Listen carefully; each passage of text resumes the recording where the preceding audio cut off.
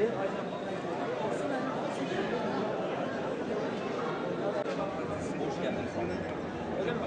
geldiniz. Sarmalar getirdiniz. Maşallah benim vallahi ben anlamıyorum böyle şeyleri. Başkanımız il basını ilçe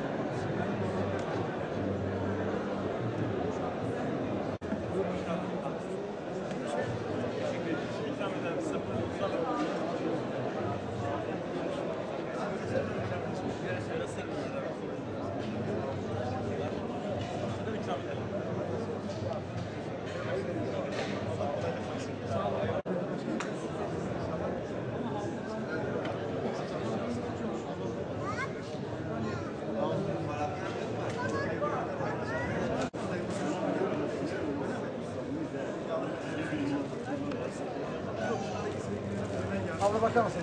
Buyur ablacığım. Abla verin gelsin. Hoş geldiniz.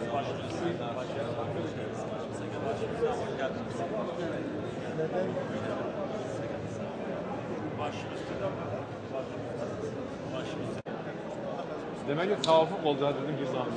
Yok. Annem Hizamlıdır, babam Bitlis'tir. Allah Allah. Tabii. Annen Hizamlı. Tabii. Çiftçilerden. Neden?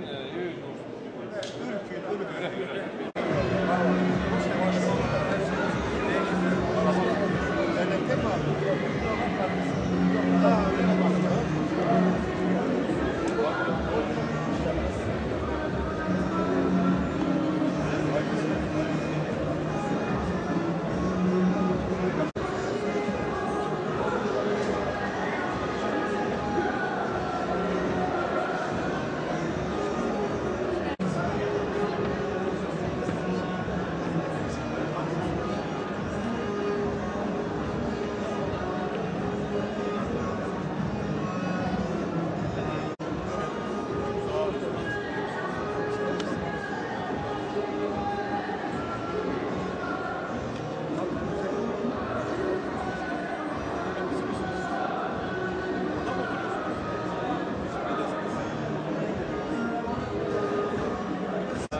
onunla beraber çıktı abi.